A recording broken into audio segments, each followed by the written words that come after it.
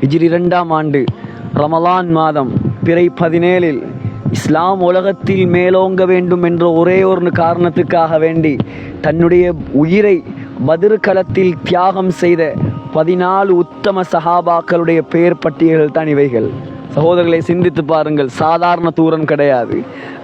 இந்த முன்னேற்றமான காலத்தில் நாங்கள் இந்த இடத்துக்கு இவ்வளோ கஷ்டப்பட்டு வந்திருக்கிறோம். அந்த காலம் மதீனாவிலிருந்து 150 கிலோமீட்டர் வர வேண்டும் பத்ருக்கு. சஹாபாக்கள் நோன்பையும் பிடித்து கொண்டு வாகனம் இருக்கவில்லை.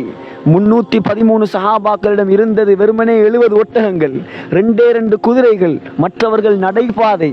ஸல்லல்லாஹு அலைஹி வஸல்லமும் நாயகத்துடைய தோழர்களும் செய்த தியாகம் ஒன்றா இரண்டா சகோதரர்களே? சுப்ஹானல்லாஹ்.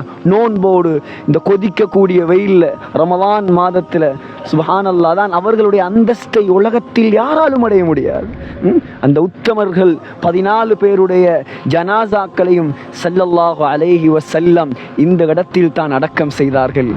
ஷுஹதாவு பத்ரில் ஷஹீதாகிய சஹாபாக்களுடைய ஜனாசாக்கள் தான் இந்த இடத்தில் இருக்கிறது. எந்த சஹாபாக்களுடைய சேர்ந்தாலும் சகோதரர்களே, பத்ரு சஹாபாக்களுடைய அந்தஸ்து அது ஒரு தனியொரு அந்தஸ்து. அதோ தெரியக்கூடிய மலை அது சாதாரண மலை அல்ல. குறிப்பிடுகிறார்கள் அந்த மலைக்கு பெயர் ஜபலுல் மலாய்கா, மலக்குமார்களுடைய மலை. அல்லாஹ் குர்ஆனில் சொல்கிறான், 1000 மலக்குமார்களை, 2000 மலக்குமார்களை, 5000 மலக்குமார்களை இறக்கி அல்லாஹ் பத்ருக்களத்தில் யுத்தம் செய்த முஸ்லிம்களுக்கு அல்லாஹ் உதவி செய்தான்.